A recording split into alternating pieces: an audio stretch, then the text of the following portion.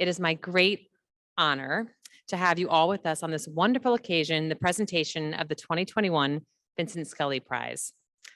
I'd also like to say that every occasion we have to welcome back a live audience here in our great hall feels like its own celebration. This is actually really a wonderful moment right now. This is so much better than practice to see real faces. It's so exciting. And we are also greeting our live stream guests who are joining us from around the country, who've helped us keep our vibrant programming strong during COVID. This is just truly icing on the cake of a remarkable night. So the Vincent Scully Prize is always a very special evening. This honor really speaks to the purpose of the museum. So many of our friends and colleagues join us for what is truly a unique honor within the design and building fields. Thank you, all of us. Thank you to everyone for celebrating with us tonight. The National Building Museum was established over 40 years ago as the nation's leading cultural institution devoted to the history and impact of the built environment. We have raised public awareness about the many historical, social, and cultural issues associated with the buildings and landscapes that shape our world. One of the most important and enduring ways the museum accomplishes this is with the annual award of the Vincent Scully Prize. The prize was established in 1999 in partnership with architect David M. Schwartz to honor contributions to the study, teaching, and public understanding of the built environment. The museum is grateful to David for his years supporting the prize and thanks him for his vision in establishing this prestigious honor. Enduring legacies are tested to remain fresh, compelling, and relevant over time. We have relied on the juried selection of the Scully Prize and its recipients to challenge us and continuously refocus our vision as an institution. We are honored to have a distinguished jury that has selected such a groundbreaking recipient whose work challenges us all to consider, re-examine, and address the racial and community impact of the built environment that surrounds all of us. Our jury members are tremendous scholars and experienced practitioners in architectural planning, design and criticism, landscape architecture, historic preservation, and urban design. I want to thank our distinguished jury members, Elizabeth Plater-Zyberk, James Corner, Walter Hood, Paul Goldberger, and our jury chair, Ellen Dunham-Jones, for their inspired decision on this year's recipient. While they couldn't be with us here in person, Ellen has provided us with a video tribute. Let's take a look at that now. I'm Ellen Dunham-Jones, and I'm the jury chair for the selection committee for the Vincent Scully Prize. It is my honor and sincere pleasure to tell you a bit about the jury selection process and this year's fabulous recipient. The jury has 5 members, all distinguished urbanists and authors representing various disciplines concerned with the design, construction, and discussion of the built environment. The jury has 2 former students of Vincent Scully's, and they both have won the Vincent Scully Prize. Paul Goldberger is architectural critic for Vanity Fair, and architect and urban designer and professor at the University of Miami, Elizabeth Plater-Zyberk. We also have 2 landscape architects, James Corner, founder and CEO of Field Operations in New York, and Walter Hood, UC Berkeley professor and founder of Hood Design Studio. And myself. I'm an architect and professor of urban design at Georgia Tech in Atlanta. Now, it usually takes us several meetings and much back and forth to settle on the prize winner. There are always many deserving candidates. We debate whether the prize has adequately recognized this field or that. Has there been a particularly momentous new book, project, or event that deserves recognition? Or is now the time to recognize an important voice with essentially a Lifetime Achievement Award? At the first meeting each year, jurors come with their own lists of nominees. This year, unusually, instead of the persuasive back and forth deliberations, the first name mentioned was Mabel O. Wilson. It was also the second and the third name mentioned. By that time, it was pretty obvious. It was unanimous. She was in the top of all of our lists, and for all the right reasons. For 30 years, as an architectural historian, design instructor, and architect, Mabel has focused on the very overlooked contributions of African Americans to the built environment. A leader in acknowledging the unremembered, she was a finalist in the design competition for Lower Manhattan's African Burial Ground years ago, and in 2020 saw the completion of her work on the memorial to enslaved African American laborers at Thomas Jefferson's University of Virginia campus, her undergraduate alma mater.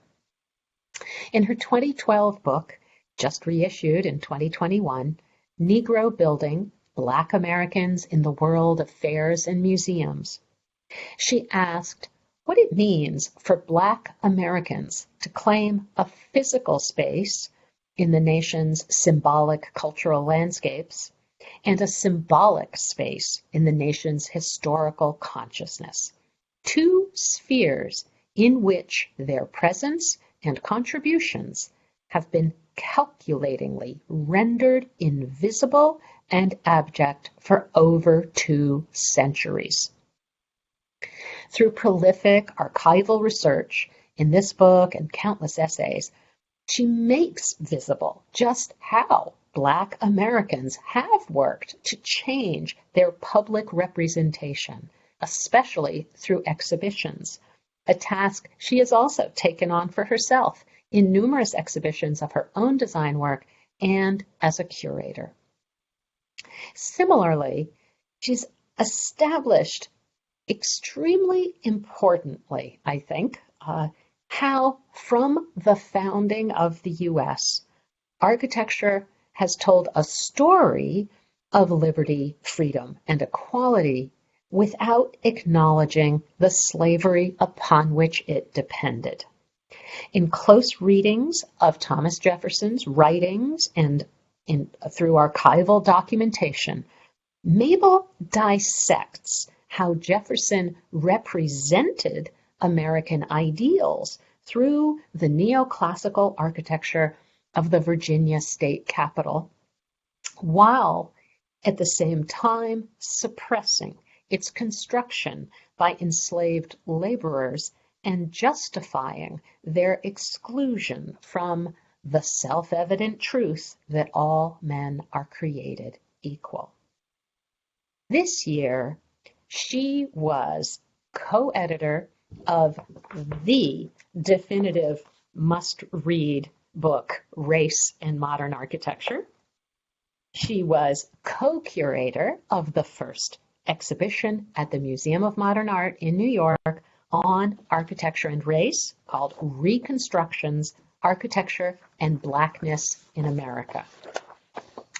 And she saw the completion of the previously mentioned memorial at UVA.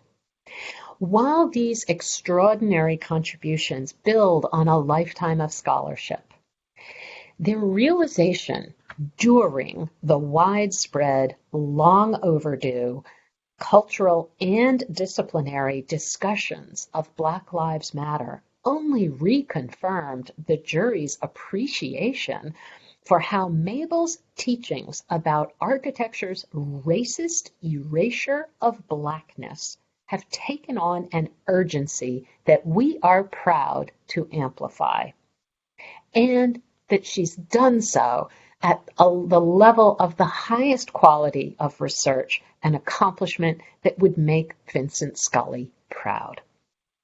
Mabel, I speak for myself, and I believe all of the jury members, to say that we are extremely disappointed not to be able to be there in person to celebrate with you. But we couldn't be more delighted to honor you and your work as the holder of the 2021 Vincent Scully Prize. Like him, you are a dedicated scholar, a phenomenal historian, an incredible advocate, and an inspiration to current and future generations to come. Thank you.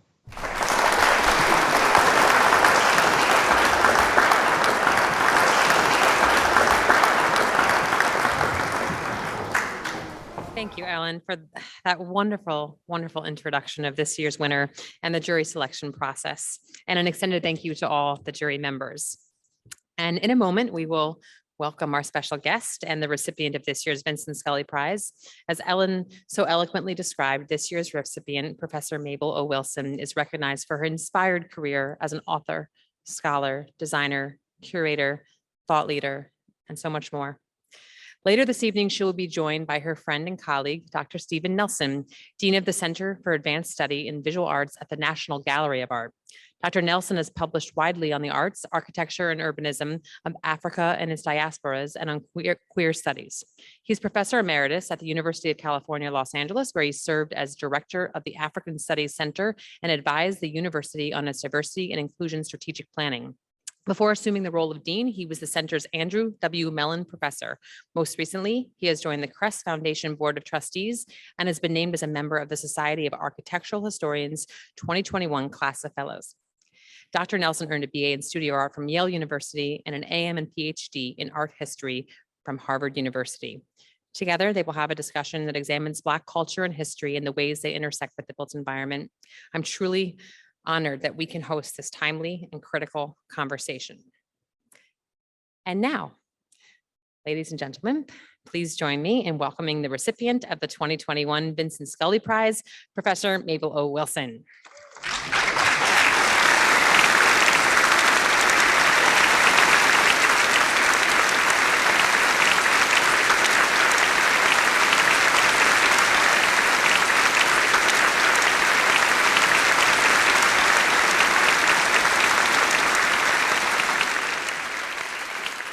So it is indeed an honor to be here, and I am deeply humbled by the honor. I mean, I've known Ellen for a number of years, have admired her work, and I don't know. I mean, I just don't know what to say in terms of really the respect shown by the jury for the work that I have been doing. It's hard to believe it's 30 years, but it really is 30 years, certainly since I've been teaching. But I wanted to both thank Eileen for the kind words, also the board of the National Building Museum for the work that they do. And I'm really just deeply grateful to be receiving a prize named after the architectural historian Vincent Scully, who is literally like one of the first books in my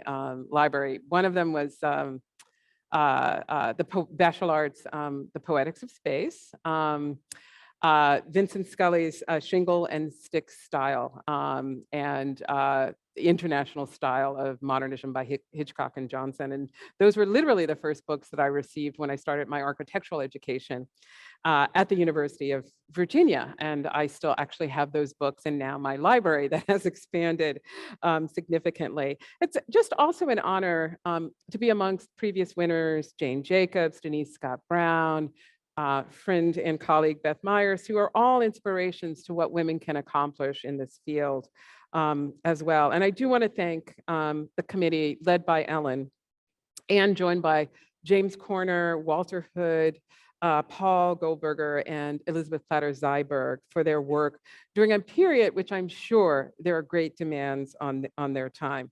And I also just want to convey my gratitude to the staff here at the National Building Museums, Paul Kilmer, Laura Blackwelder, and all of the other staff who have done an amazing job putting on this evening. And I do want to say thank you for that, for your work tonight. So I'm delighted to be here in conversation with Dr. Stephen Nelson, who is the Dean for the Center of Advanced Studies in Visual Arts, whose acronym is CASVA. So if you ever hear anybody say CASVA, that's actually what it stands for. And I'm going to reflect on work that I did at CASVA in the year 2015-2016 as part of my brief statement this evening before he and I engage in a conversation. And so for those of you, I know there are folks in the audience, but then there are also folks out there listening on the live stream who don't know the DC landscape. CASVA is that away. It is housed on the east side of the east building of the National Gallery of Art. And we owe the East Building's majestic triangular forms sculpted in the same pinkish Tennessee marble of the West Building to architect I.M. Pei of the firm Pei, Cobb, and Freed, responsible for designing important cultural institutions in the city, such as the National Holocaust Museum. So to work and convene with colleagues in this late modernist masterpiece, though sadly, while I was there, the galleries were closed. That was one of the things we lamented. My colleague at that time, Li Hung, is here this evening. But nonetheless, it was an amazing building to walk into every day. I mean, it's really an exquisitely detailed, beautiful work of architecture, the way light comes in through the skylights. I mean, it's just spectacular.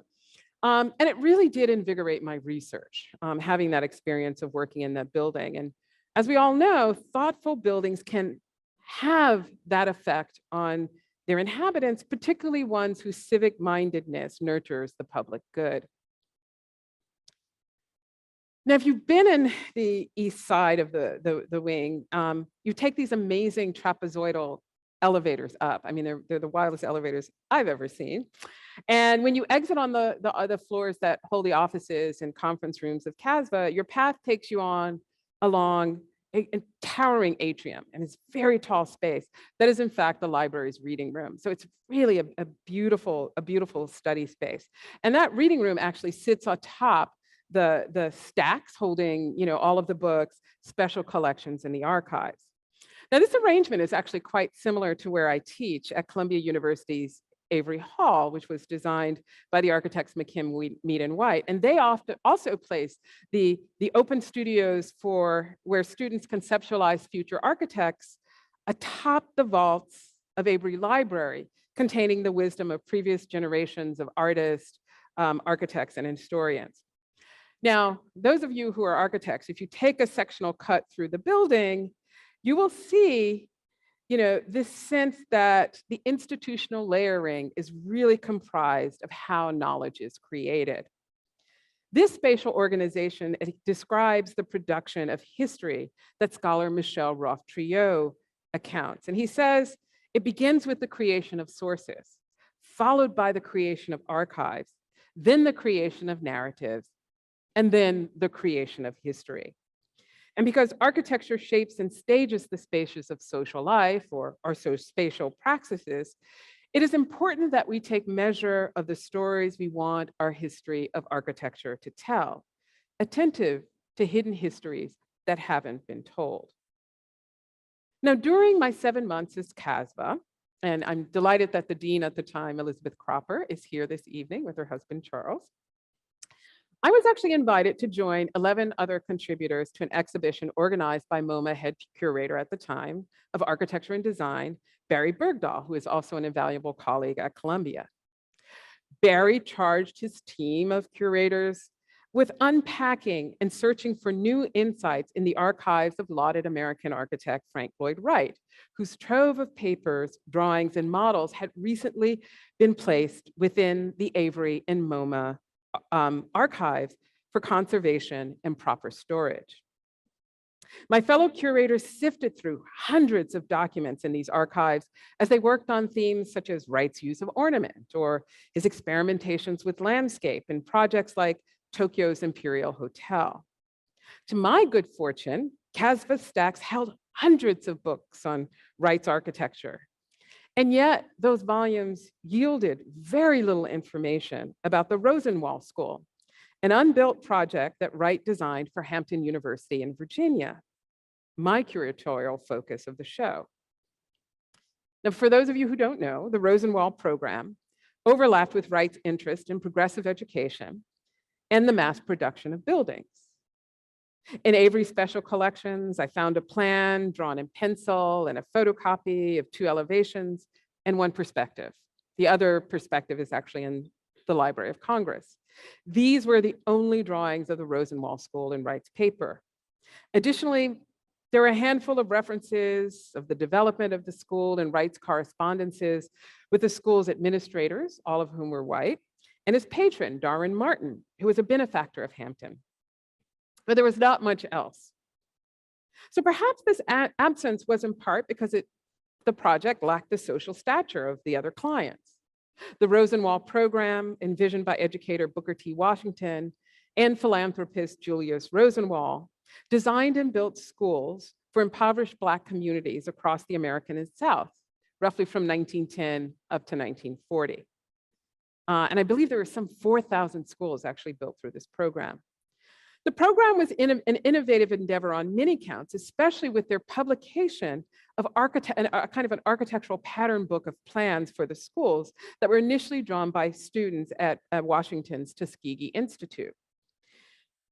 The Rosenwald Program also required that Black Southerners finance a third of the school's construction, which in many cases required that they raise an even greater share of the funding because racist white-run municipalities refused to pay their third of the cost for the education of Black children.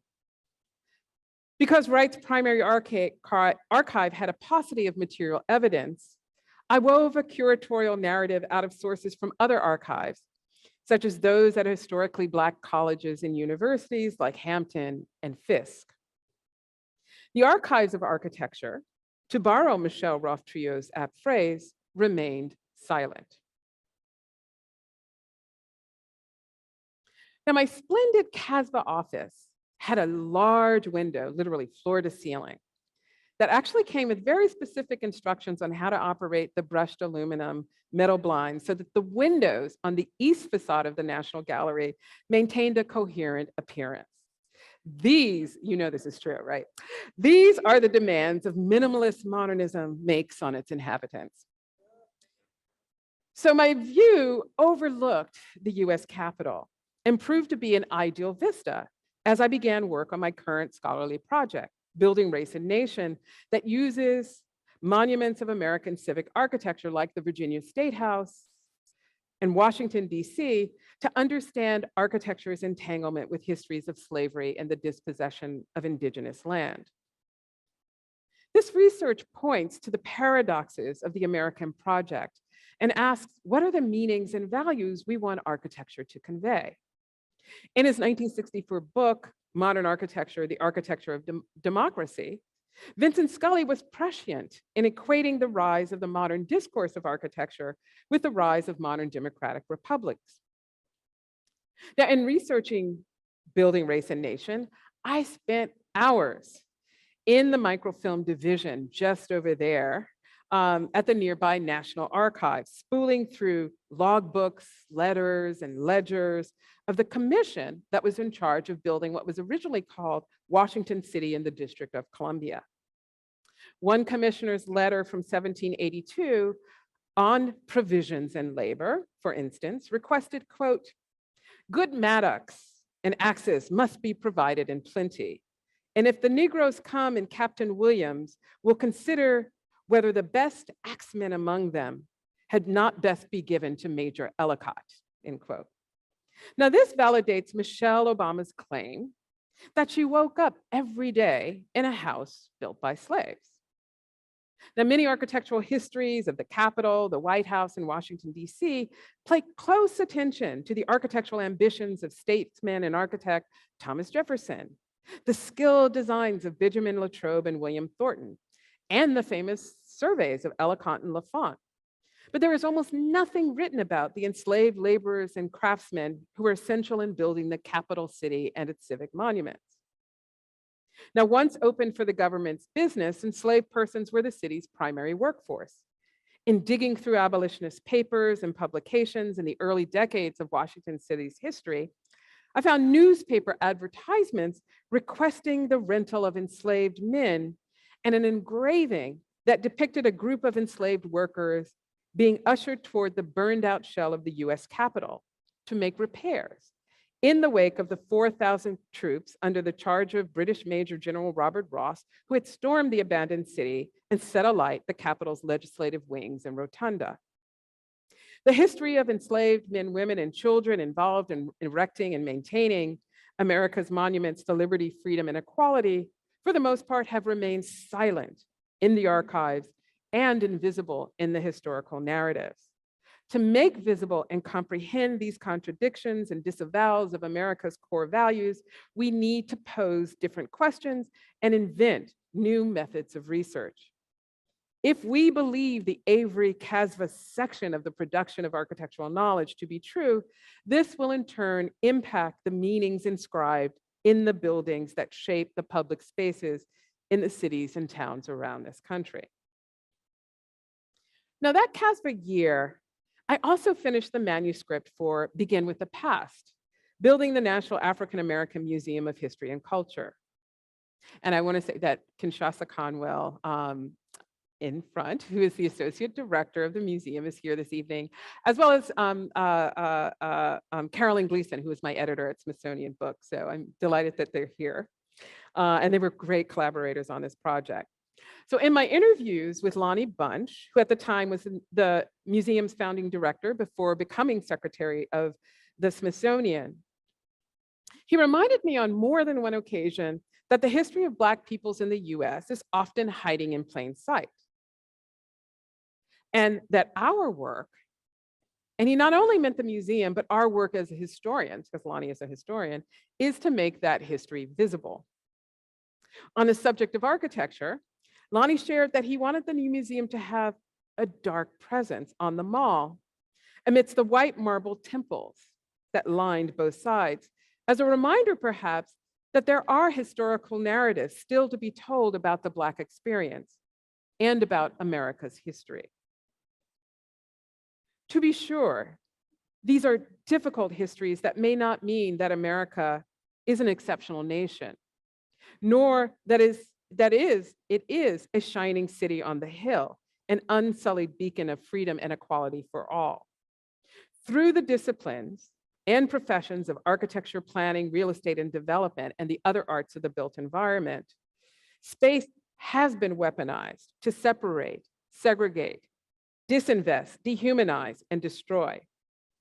And we see this spatial violence against Black communities, poor neighborhoods, and communities of color, and how the hues of the redlining map seep into the way Zillow values property today. My work over the past 30 years has been focused on how the creation of racial difference and the violence of racism fomented in the 400 years of the transatlantic trade of human flesh built the modern world, leaving a material imprint on our built environment and a conceptual framework for architecture's foundational ideas. I hope that my body of work, written, designed, and built, has enlightened us on these hidden histories. But more importantly, I hope it serves as a model for how we reckon with these difficult truths as we move forward in dialogue, and perhaps even in solidarity. Thank you.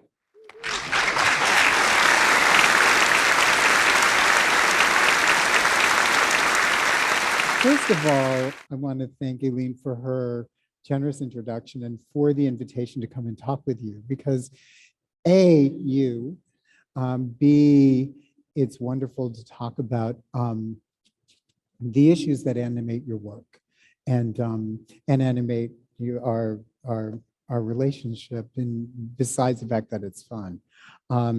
But congratulations on the award. It's wonderful, and it's very meaningful. And I, as I was sort of glibly talking about the adjustment of the mic, I thought, so often when we think about racial strife and, violence against Black people and carnage of Black bodies, people suddenly say, but we're better than this. We're better, that we as a nation are better than this.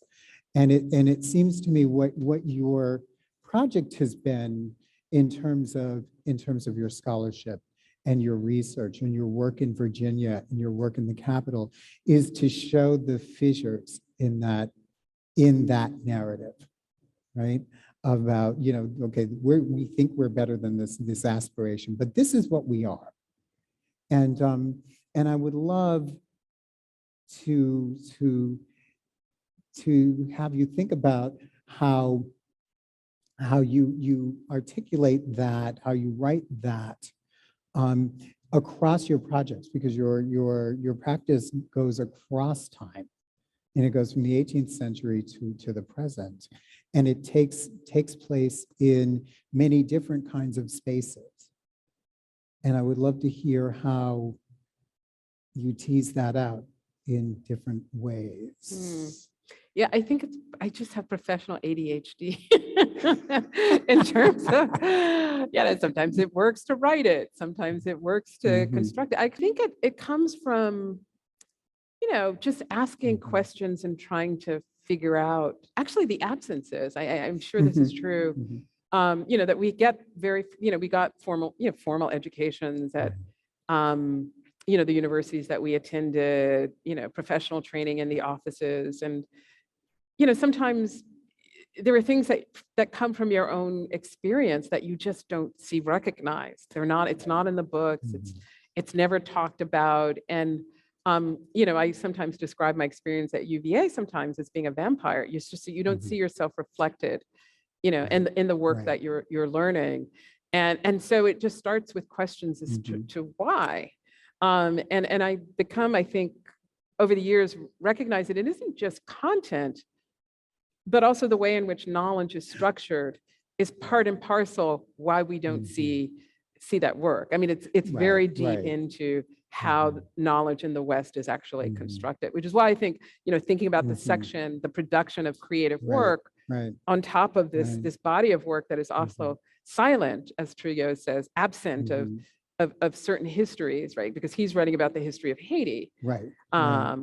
And its absence from a conversation of the emergence of liberal democracies, both particularly in the French case, but also the United States historically in that moment in the 18th century, is important. And so, trying to understand like how knowledge is made, but also what's missing from it, I think has been a lot about the project. And I think in order to do that, I've just worked in different ways around the question. Yeah, no, that's so enlightening. And also when you said we need new insights, and how I heard that was you're calling for a paradigm shift, and several paradigm shifts in research, in scholarship, in pedagogy.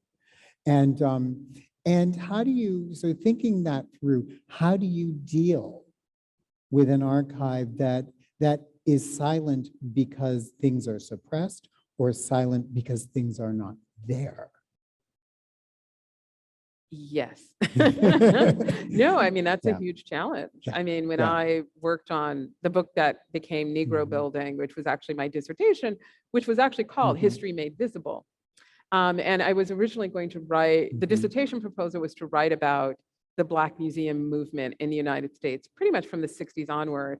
And then I saw actually this slide, this image that's coming up, not the book, but of the Negro Building in Atlanta. And I was like, WTF is that? Like, what is that? I was like, what is a Negro building? And then I kept finding more and more and more. And it wasn't that I was finding primary archival documents. It was I was finding things in magazines like this, The Colored American. That's T.J. Calloway on the cover, not Du Bois, though Du Bois's work is actually in the back of that image, his data portraits. And then that whole project, was a huge kind of archival, like I had to just find stuff in places that you weren't going to find it. I mean, it just wasn't in the primary sites of architectural history. If I were going to look at buildings, I was finding it in all these other places. And that led me to start to think about why was that? And that's why I'm now, it's like pushed me back a whole century into the 18th and early 19th century to start to think about, well, what were the origins, right? Like how is the concept of racial difference and the concept of nation being built simultaneously is the question of the book. Yeah, and also how we find and write agency, right? And where you have to go under and through. Even in these examples, it's not the architectural record unless you think of the building itself as an archive, right? You can go to a plantation. I remember being in a plantation in Mississippi in 2009 and asking the guide who built this, knowing the answer I wanted, but but also having the person say, oh, we don't know. We don't know. And so coming back to that research you did at the center in 1516, and even the right materials where there was just nothing. And I'm thinking about that in combination with the project you did at MoMA, Blackness at MoMA, where there was also nothing. What do you then do with what we used to call a teaspoonful of information? Yeah. You have the teaspoon. Yeah, I mean, I think that's a challenge. I mean, you know, I mean, maybe more conceptually, my colleague, Saidiya Hartman, who I've taught with, and you know, who's somebody I really enjoy thinking and working with, has an idea of critical fabulation. So her book, Wayward Lives, is really a kind of experimental writing to say, how do we imagine the lives of people whose evidence is often minimal, criminalized, you know, pushed into spaces where maybe their creativity, their radicality is not made evident in ways that we expect. And you know, how do we start to write a narrative of Black life? And you know, I think that's a really important question.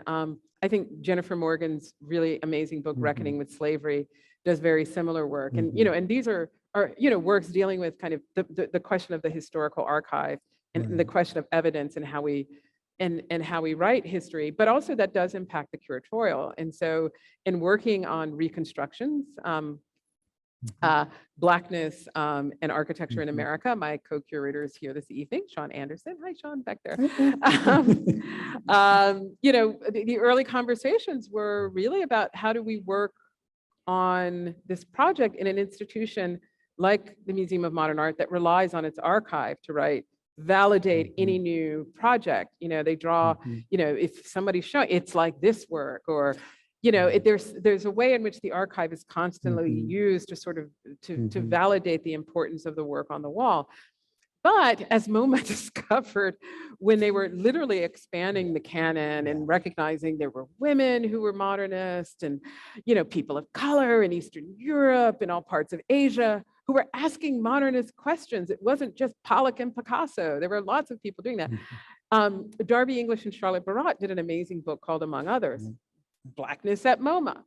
And they asked people, you know, look in the archive of film and, you know, drawing and sculpture and architecture and design, except when they got to architecture, there wasn't anything there. There was no Blackness there, you know, and that said a lot about the discipline, right? I mean, because Johnson and Hitchcock was one of those 3 books that I've got when I first studied, you know, and that's what I mean about invisibility. I just didn't see that cultural experience reflected in the work, and have often had to go to art or literature or other creative disciplines to learn that. And I think, you know, with MoMA, we had to create a human archive, right? And have people like you and Christina Sharp and Diane Harris, and, you know, just an amazing group of people, Justin Moore and Milton Curry, you know, come in and be a kind of sounding board for ideas around, you know, how do we think through both anti-Black racism in the built environment, but also Black space, right? And how,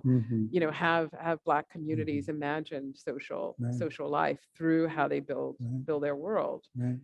And you also have to get through anti-Blackness in the institution.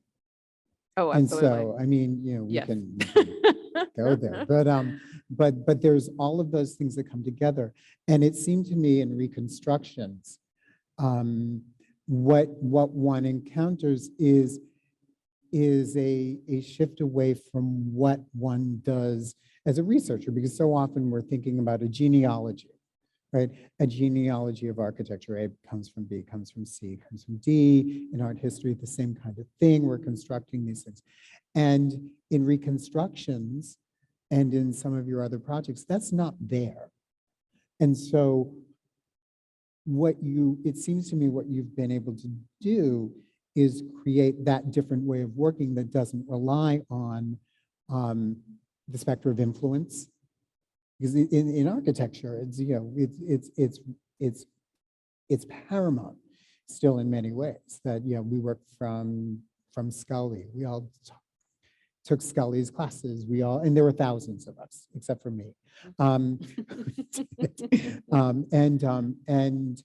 and that, I think that when we bring race into the picture, it means that we may have to break with that, because we're not, it's not even that we don't see ourselves.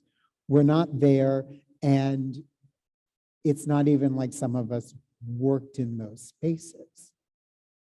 I mean, there were, but so few. And so then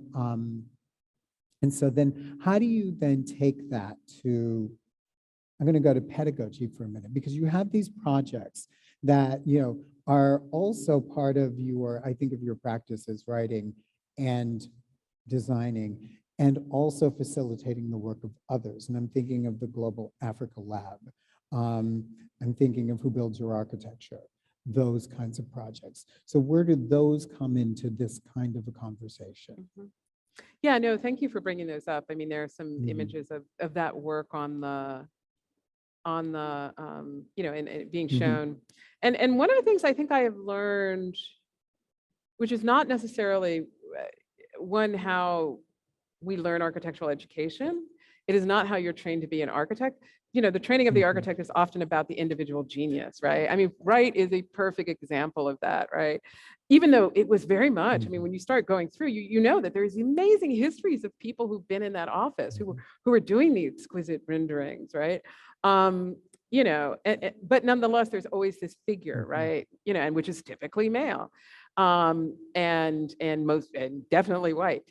Certainly in the figure of the architect. But actually, the thing I like about architecture, it is actually quite collaborative, which is why my practice is called Studio And, because these are, you know, all of these projects are collaboration.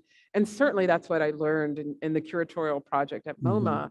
It was like, we had to come with our posse, you know, but also working at the memorial. I mean, that was a really collective endeavor in terms of how this thing was designed. You know, we each came with our expertise, but we were all working on all different parts of the project. And, you know, and we were working within a community that was also very collaborative. And so I think the work with Who Builds Your Architecture, again, another collaboration with colleagues, many of who are former students of Global Africa Lab. My collaborator, Mario Gooden's here. And we also collaborate with Mpo Matsipa, who's here today.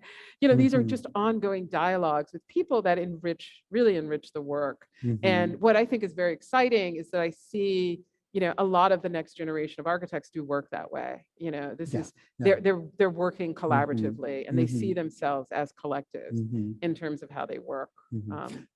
So then how does that change the relationship with community? So, you know, I'm thinking of Charlottesville and even the other spaces in which you've worked. And so is there a difference with the monument, with other projects that you've done, and say other ways that colleagues have worked, or you know, sort of more, I hate the term, but I'm going to use it, mainstream colleagues have worked? Have you been able, what kinds of new collaborations have you been able to think through? Yeah, I mean, yeah, the collaboration part, I mean, I've been thinking about this, particularly with the UVA project and also the MoMA project, as kind of models of what that can yield, especially outreach. And that was really important with the UVA project, because when Mi-Jin Yoon, Eric Howler, myself, Frank Dukes, and Greg Bleem got the project, we interviewed, we were at through the RFP, request for proposals, we got the project. It was a very unusual project in the sense the client had no budget, had no site, and had no clue really what it wanted to do, which could either be your worst nightmare or it can be an opportunity. But what was really wonderful, I think, about the UVA project was that the university, prompted by students, actually, the students were the ones that held the university's foot to the fire about, you need to reckon with this history. You need to recognize there were enslaved people who built this institution and who worked here. Who were they? What did they do? And the university took it on. Teresa Sullivan, the president, set up a president's commission to study slavery at the university. And we had an amazing group of people that we then could facilitate outreach, I think, to the Charlottesville community, to churches, church communities, descendant communities at Monticello. We talked to anthropology. I mean, we really were able to open up a dialogue about what does this thing have to mean? What is the work it needs to do? And that was really, it was difficult at times, but I think we learned a lot, and we were very respectful of that dialogue, particularly as part of the design process. But it's not easy to work in an archive of slavery. It was incredibly violent. When I got the first Word doc of what became the timeline, and this was something Lewis Nelson, who's out in the audience, had worked on. There were historians at UVA who had done this work. I was like, I read the document and I shut it because it was so incredibly violent. And it was just like, now, like, what are we going to do with this? Like, how are we going to make this a public history that rehumanizes this community? And that was really hard, but it was like, go after go, it was literally like, what's the tense of the verb we wanted to use? What can, there was a moment, where there's a story where a young girl was raped by students. And we heard actually from someone in education that students will be there. We have to change that to assault, for example, right? And so there were just things like that sifting through of, the lack of, there was another problem in the, we were told we have to name names. That was, the community said, we want to know who, sure, we'll put names, right? Because that's what monuments are supposed to do, right? Names and dates. Well, when you go to the archive, you don't know who's there. There are no names. And we kept saying it's the unknown problem. Like, how do we do that? And so we did, again, through the great work of historians, we did come up with like a incredible spreadsheet of names, often first names, or just lists of 3 Negro hands, for example. And so we figured out a way to list the names. We made a kind of genealogical cloud. And then for the references that we had, roughly 300 or so, we decided to use kinship relationships and work so that you see this as a full community, right, of families and of people who worked at the university. And it really changes how one begins to imagine the people who were there. They were no longer, just the name on a ledger with a price. And that was, important work. That was a charge from the community, right, to name names. So. Yeah, and it points to the role that monuments play, right, in terms of not just commemorating, but also helping to reconstruct. And so that to me is a kind of twist that we're talking about when we start thinking about what the work of this work in that space that seems to have been made possible by the collaboration that you had. Yeah. And so do you think that it had a big role in changing the perception of the university in its community in terms of its relations with the people around it? Oh, most definitely. Because when I haven't gone to UVA, but also just in talking to people, the university is the plantation. I mean, that's literally, they call it the plantation, right? And this is the town and gown problem, right? That universities, as they expand outward, rents go up, right? Because students want cheap places to live. Wages at the university. But this was part of our conversation early on. Frank Dukes, who's a really remarkable professor at UVA in planning and conflict mediation, had developed a document called You Care that actually said, like, how are we going to get, what is the role of reparations at the university? And it was through his class that the students started to ask questions about why don't we know this history? And I appreciate Frank's work. He wrote he was part of the group of Charlottesvillians who wrote the Blue Ribbon Commission to remove the Lee and Jackson statues. So Frank is a phenomenal activist, and it was great to have him on the team, and so it was just important to try to bring that together. And in the memorial, I think the really great outcome, and this was the work of a lot of people, was that there's now a descendant community, descendants of that enslaved community that really claim that site. And if there's anything, like I think we all, Eric and Mejan and myself and Greg and Frank, we knew that we didn't want the site to be a site of forgetting and that this is over. We understood that this was in the wake, to use my friend Christina Sharp's term, right? And so how can this be a kind of ground through which we can have these conversations? And this is also what the students wanted us to do, right? To make a space for them to gather, right? And so I'm so excited that there is this now nonprofit, that's doing work that can continue to hold the university's feet to the fire around what does it mean to repair these relationships. And I think the same also with reconstructions, the fact that the Black Reconstruction Collective formed, and now they're continuing work beyond the exhibition, for me means that work was extremely important, that it was actually a catalyst for something beyond.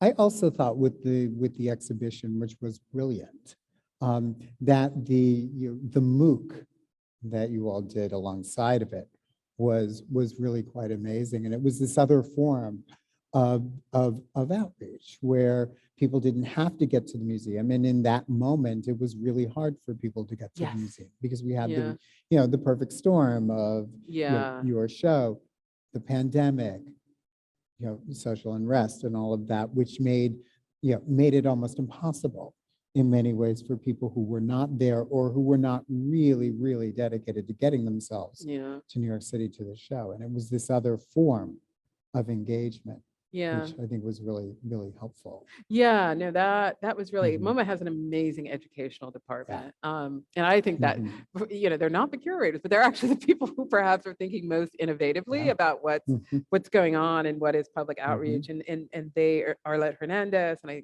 Sean worked on the MOOC. And they did an amazing job. You can find it on Coursera, I believe. Yes, you can. And a number of friends, Paul Jascott, our friend has said, I'm using it for my class at Duke. So a number of friends have said they're actually using it. I have a friend who's a poet at Brown who's like, I'm using the MOOC. So there's some really amazing, there's really amazing information on that course. And I'm just glad, again, the afterlife is of the exhibition is there in other ways. It's so great. But I'm really, really fascinated at the place of display in your work, in your practice, in exhibitions, in thinking about the monument, but also in your scholarship. And I want to come to Negro building. And we talked, you showed in Negro building, but in terms of these sort of intersections of Black culture historically and architecture and space making, World's Fairs occupy a really huge space in your work.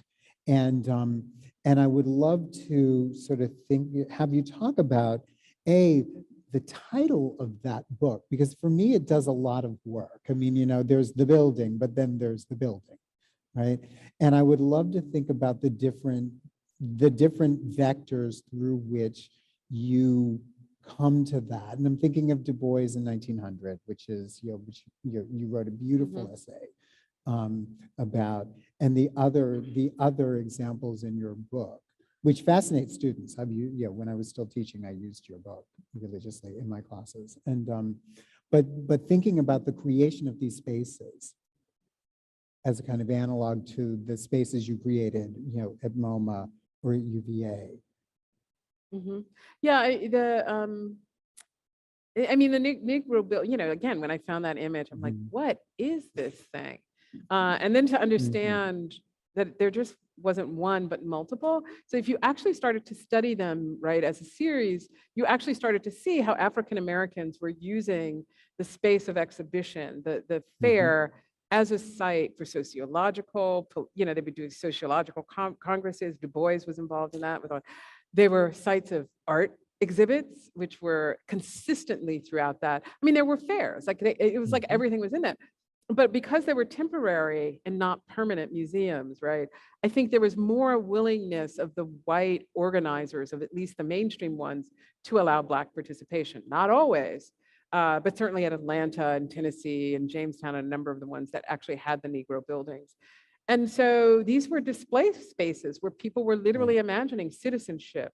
What is the history of African American? Carter G. Woodson was at a Emancipation Exposition in Chicago. And so all of these major figures were showing up at these fairs. And I was like, what is this, right? What is this history about? And it connects very directly to the Black Museum movement. And as it turns out, through Margaret Burroughs, who was part of the planning of a emancipation fair in Chicago in the 1940s. And so that space of display kind of as a site to think through Blackness and Americanness, you know, was very revealing. But again, it required to not look at the permanent building, but to say, what are the other spaces? And because of Jim Crow, Black people couldn't get the funding, often couldn't own the property, right? But if you could do it on a temporary basis, you would have an opportunity, right? And so under Jim Crow, that's what was essentially happening. But it was difficult to trace because they were much more ephemeral. Right. And I remember my editor, Niels Hooper at California, when he read my dissertation, he's like, I can't believe nobody ever connected the dots, you know, because people mention these different fairs, but they actually never had really studied them serially. And I think because I think spatially and architecturally, I started to see them as a series of spaces, right? Through which, you know, the Black world is being both imagined, contested, and also understood. Right. And so then how does that work in terms of the buildings? And I guess I'm going to focus a little bit or you pick your favorite example. Pick your favorite example. And because I'm thinking about this in terms of what you said about erasure, but also in terms of racism. I mean, so you can have Negro Week, right? Which is, you know, oftentimes these things were up. Which explains why we have copious archives of them or even copious mentions of them outside of the Black press. And so, you know, in terms of the difficulty in amassing the objects and things like that, where were you able to sort of find things and piece together? And they were just all over. I mean, you just had to go into people's, I mean, I spent time in the Moorling Spingarn, just going through personal papers, actually, of letters of, you know, so-and-so just happened to have a brochure from a fair at a certain moment, you know, looking for names and seeing if there were archives, where did they go to school, where did they work, you know, I mean, it was literally, you just had to have a trail of all of this stuff. That was, I mean, it was just, you know, it was fun. And I always tell my friends, I'm an amazing private investigator. Like, if you want to find dirt on any, I will find it for you. Like, I don't know. I just love going through archives and finding out like the details of, Note to self. I love, you know, just finding out the details, like finding out the little bits and pieces. And I think that's why I really like archival work, but I also, you know, I realized I became very good at that because I love doing working drawings. Like, I love how buildings go together. I mean, like, I was somebody like, give me the drawings. What's your, you know, what material? Like I'd do an exquisite set of working drawings actually. And so I think I just have a kind of mind that likes to see how all of these things are pieced together in a way. But you know, that's amazing. But I would love to talk also about race and architecture. And how, and you know, from your 2020 anthology that you did with Charles Davis and Irene Chang, to thinking through where we are now, and you know, sort of thinking about race and architecture and how slow architecture and architectural history has been to acknowledge that it matters. And what are the implications for that in 2021? Because I know in my mind there's sort of work before and work after, which might be a little dramatic, but I don't think it's that dramatic. Yeah, I mean, the book came out in 2020. I mean, it literally came out in June 2020, right? And that's, you know, when the murder of George Floyd. And so I think there was just an incredible conversation on so many different fronts, you know, around race in America, right? And people are asking, what about architecture? What about it? And it's like, well, what do you think I've been doing for 30 years, right? But I will also say that the book was very important for me. My, again, co-editors were phenomenal. Irene Chang, who's at California College of the Arts, and is really a phenomenal scholar. Irene actually was a student of mine many years ago at Design Studio when she was doing her MArch. And Charles, I actually met as a PhD student at UPenn. And so we have been having these conversations, including with Diane Harris, who did an amazing book, Little White Houses, on whiteness and the formation of American suburbia in the 1950s. And so, you know, there are people who have worked on this question of how racial thinking is a part of the formation of the discipline of architecture, but it had never been put together in a volume. And I, you know, felt it was just important to do that. So did Charles and Irene. And we just said, well, let's find folks to contribute. And we found folks we knew who had worked on it, people whose work had a latent thread, but we thought, would you tease this out and contribute? And then people we just didn't know who had been working on it. We sort of just did a call and just found some really amazing scholars. And so, you know, that became the volume. But it was also a kind of, I had my PhD, Ellen was lovely calling me an architectural historian, but I consider myself to be a cultural historian. I have an American Studies PhD. And so I also get very nervous when architecturalists start asking me questions, because I'm like, I didn't read that. I don't know Bruno Zevi that well, or Tafuri's book on blah, blah, because that just isn't my, and when I applied to do a PhD, I was not the person who was going to ever do a PhD, but, you know, I had some colleagues in geography where I was teaching at Kentucky who just said, you really should do one. So I applied to a couple of architectural history programs, and I think I wanted to work on race, and I think it scared the hell out of the faculty. They were like, yeah, we don't do this work. This is a social issue. This has nothing to do with architecture. And so I ended up in American Studies, where I could then do work, you know, like Negro building. And, you know, this was my way of, you know, to some degree to say, no, actually this stuff actually, and you can find these threads all through, because racial thinking it's like capitalism. It's an Enlightenment idea of understanding human different, and it produces hierarchies of valuation, you know, that then get instilled in many different ways, you know, and it's just like part of the air we breathe. In the modern world. And we have to understand that's how deep it goes, and the work that race does. And it's different at every moment in every place. It's not the same. But, you know, there was a world before capitalism, there was a world before race, maybe if we survive climate catastrophe, there'll be a post-racial world, or a post-capitalist world, or something, if we humans make it. If we make it. Yes. And on that note, we're going to open up for questions from our audience. And so if you have questions, raise your hand, and Paul will come around with a mic, and we're going to alternate between taking questions from our live audience and questions from the world beyond. Thank you. So can everyone hear me? Yeah. In the mask? Terrific. So as Dean Nelson said, please raise your hand if you have a question, and we will be alternating between our live audience and our in-person audience. But let's start with the live audience. And for safety's sake, I'm going to keep the microphone in my hand. Good evening. Fascinating. I'm so glad to have this opportunity, and congratulations. I studied architecture. I do not have a very strong command of the history of architecture. Could you share a little something of your thoughts about how these issues of race and how it forms our ideas of architecture happens, or what it has created outside of the US or maybe outside of Europe? Thank you. Oh, a good question. I mean, I think that,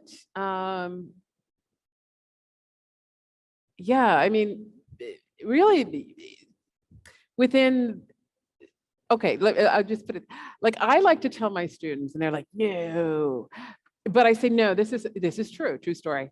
Architecture is the Western art of building. It has a very specific history in the West. People build buildings all the time without architects. We know this now, they do this.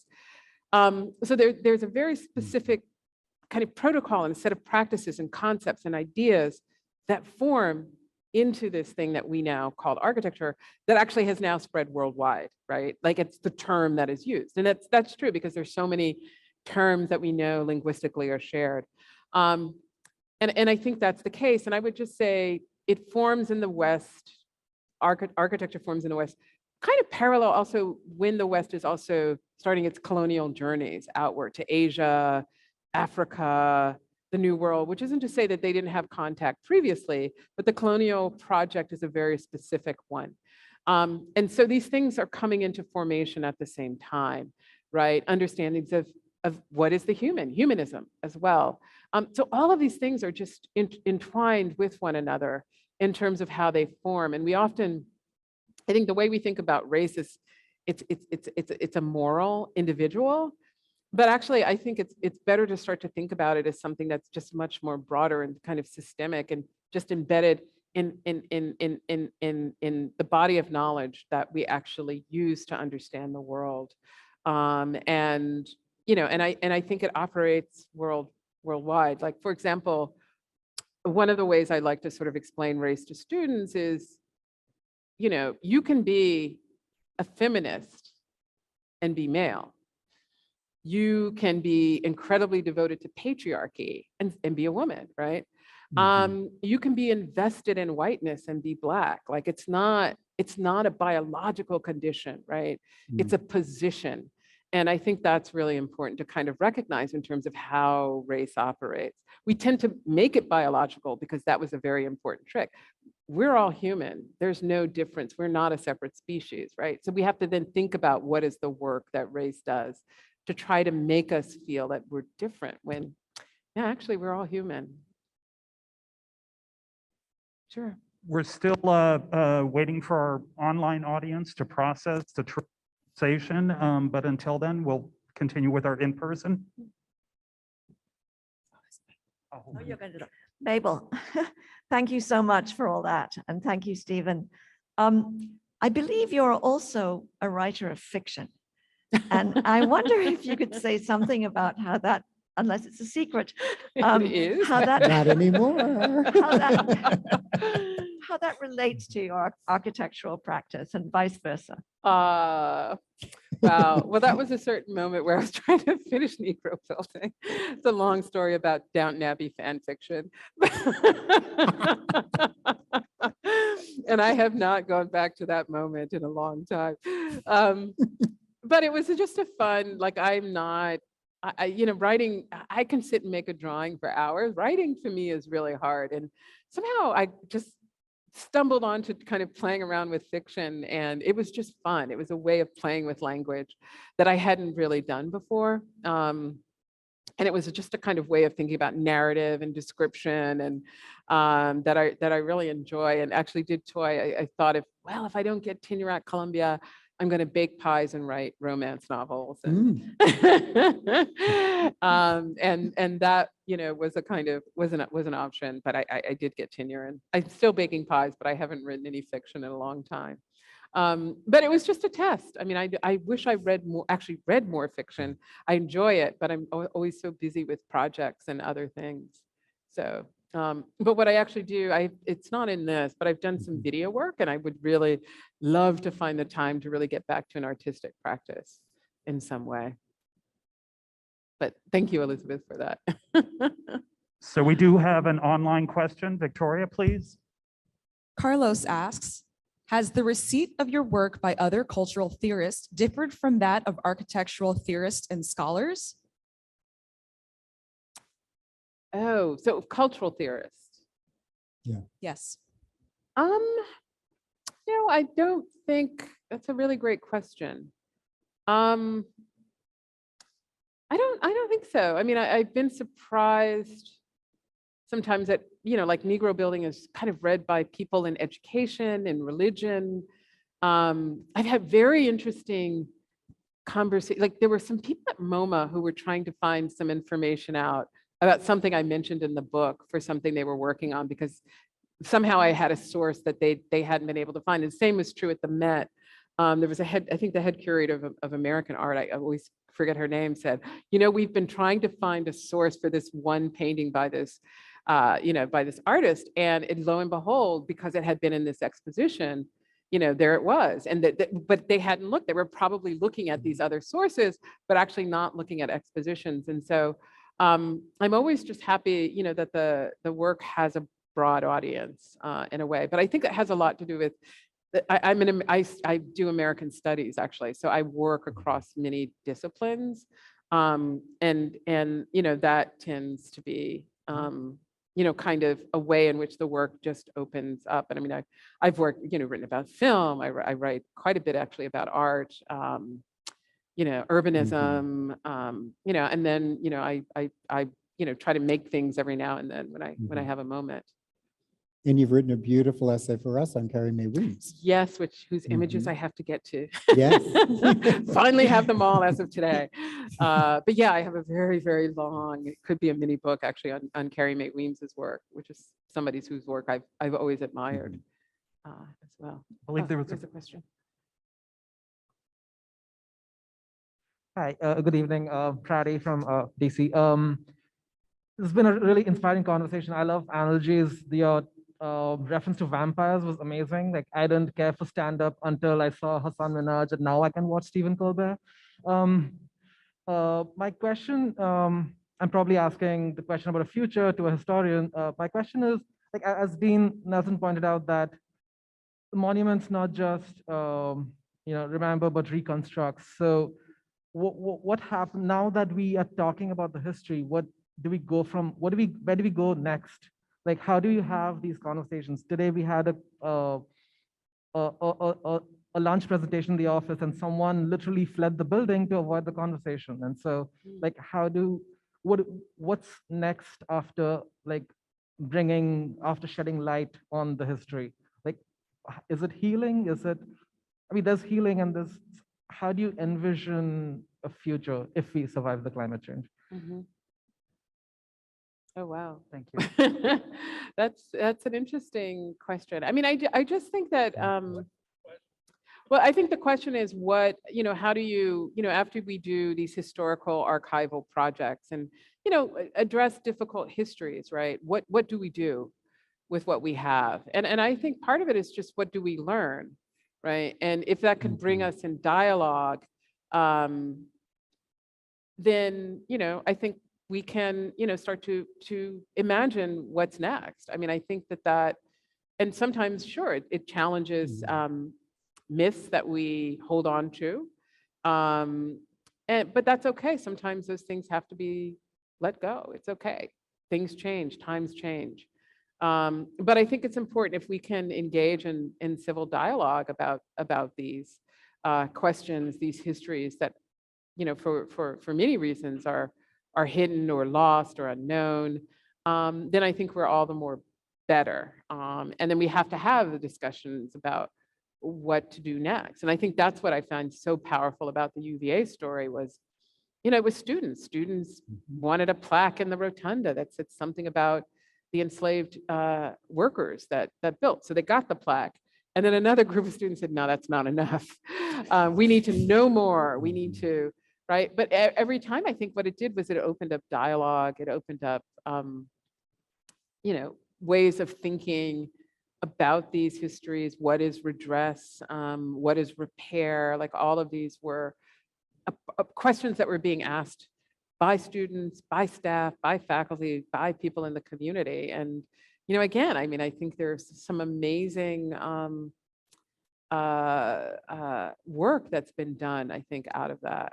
So I don't know if that answers the question, but I just feel like we just being open to these conversations and understanding these histories are very, very, very important. A question from the digital audience. Ian asks, Dr. Wilson, how do you inspire young Black girls to continue the important work of self-worth in the architectural industry dominated by people that don't look like them?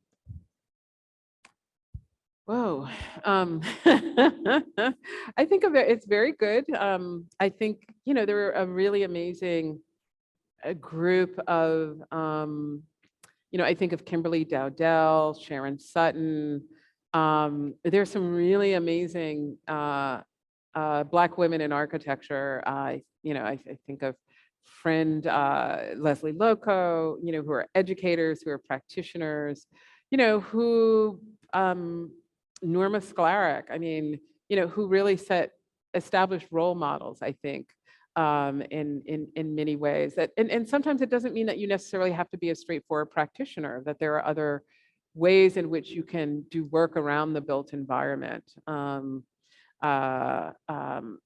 And so, I think it's important to look within the field. I've also found, for me, it was important to find people outside of architecture as well.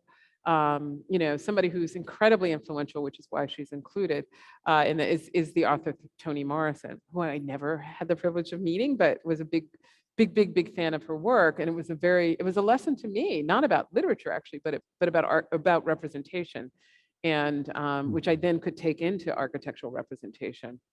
And so I think, it's important to cultivate a kind of broad spectrum of people that who can support your work. I have an amazing friend, the architect Leslie Gill in New York, who's an amazing, for me, role model of practice, who was doing installation work, but working on architecture at the level of the detail, and who taught me about, this is how you go and you look for materials and work through color palettes, and these people can really become important figures in your life, and eventually really great friends.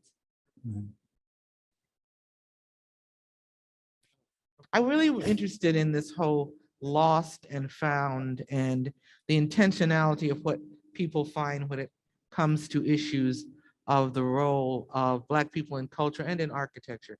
When you talked about the MoMA story, we've been looking for this, but we could never find it. That's something that's plagued me throughout the whole time I've been in museums. I remember when I was at the Studio Museum, we would regularly ask the so-called mainstream museums to, give us the pamphlet on the small Alma Thomas show that you did in da-da-da, or give us the so-and-so. And they would say things like, that never happened, which is such a fun and collegial answer, right? You're wrong, you're crazy, there was not such an exhibition. But in your work, you looked everywhere. You looked at Moreland Spingarn, you looked in people's letters. How much of what you're finding do you think was lost, and how much in this whole practice do you feel is just never looked for? And whether that's intentional or because people just don't know the path to find certain things, because it's not a path that they understand. So for instance, I would imagine that certain folks in the so-called mainstream world have no idea what the Moreland Spingarn library is, or what some of these names are, but what is lost versus what is not sought? Yeah, no, thank you, Conchasa, for that amazing question. And, also, I guess you would know as museum director, and, how institutions function, and, working on Negro building, but also working on begin with the past and even the history of the African American Museum.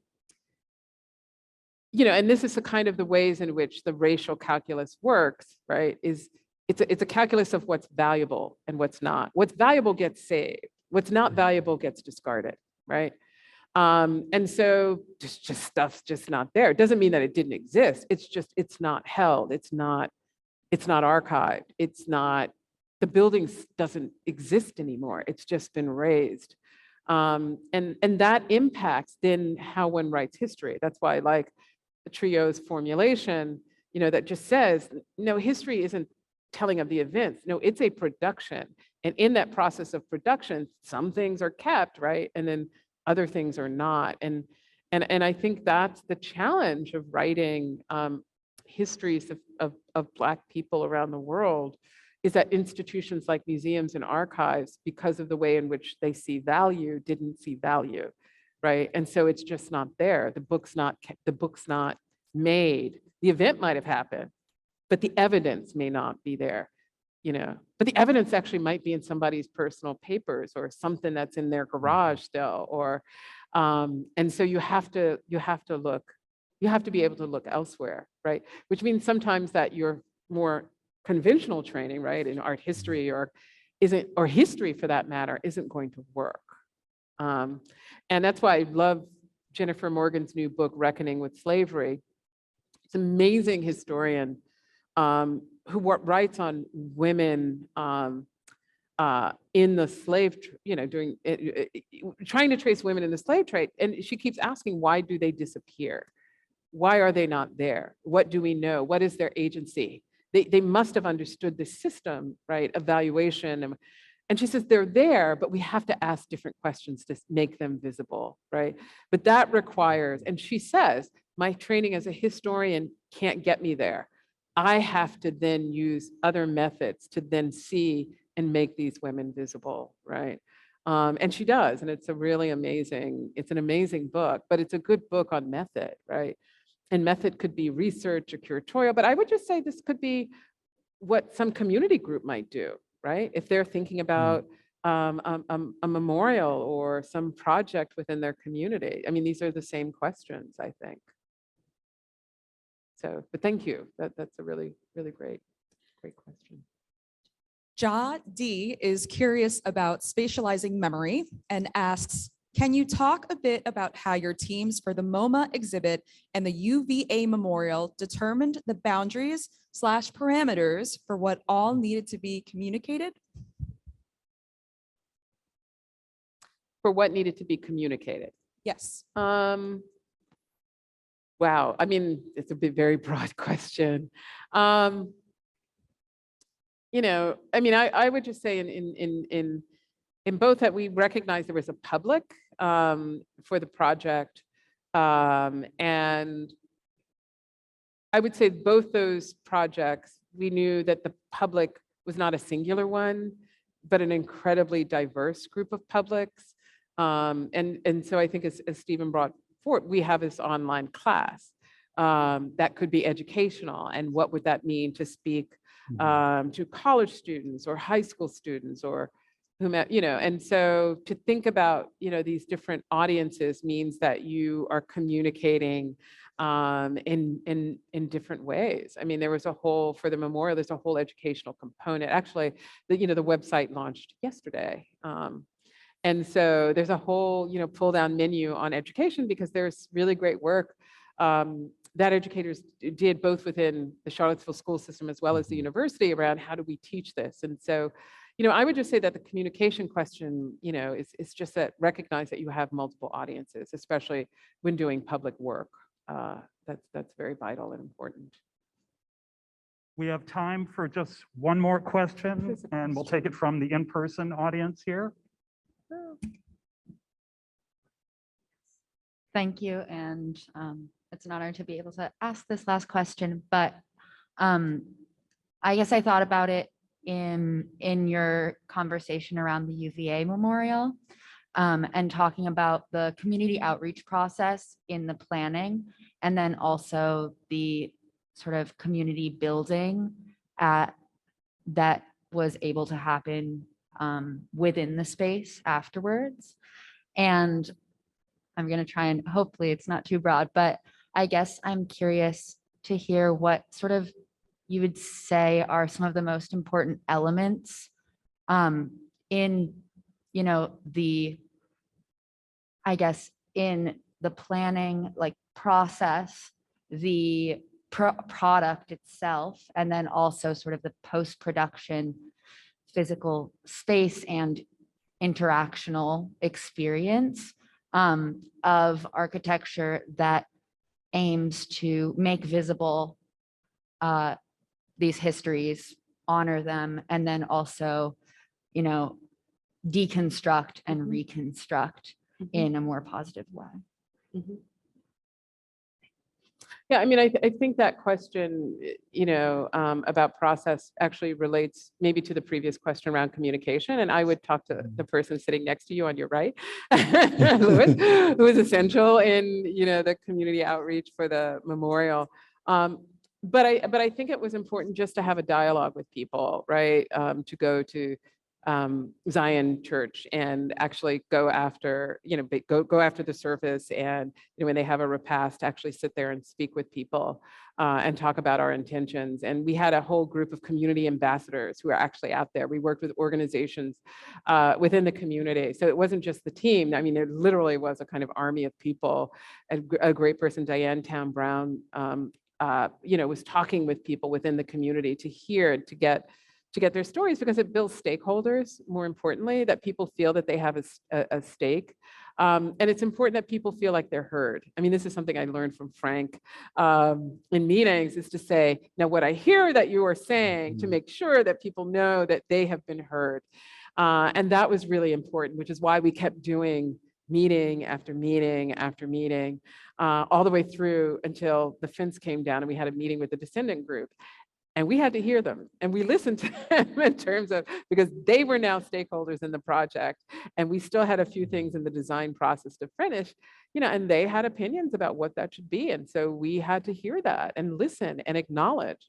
But that builds, that's what builds the relationship. And that was really, really important part of it, right? And again, that goes back to this question of communication as well. And, we're really trying not to be the architects that come in. We got the idea and we're going to tell you what to do. We really didn't know. And we really wanted to hear from people what they thought the memorial should be. And that was very illuminating, but sometimes, quite difficult, to hear these stories. There were, after, what's known as Charlottesville, we didn't have any meetings for 6-7 months. Like, it was just too raw what had happened there. Even though the project was continuing, we couldn't continue with the community dialogue at all. And so, yeah, there were some, tough and difficult moments, but it was important, that people felt as if they had been heard in the process. And I think that's why we now have, this amazing descendant group that are stakeholders.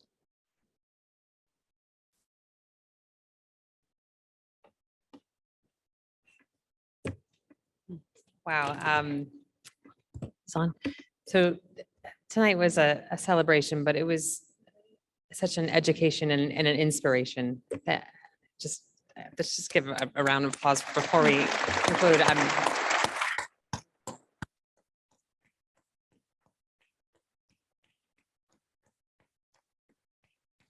Thank you so much to Mabel and to Stephen, for giving the National Building Museum the opportunity and the responsibility for presenting Mabel's work in this incredibly important conversation, one that resonates really loudly for the museum and for the country at large. And I want to thank all of you who are here in person tonight and who are joining us online tonight in honor of Professor Mabel O. Wilson as our 2021 laureate of the Vincent Scully Prize.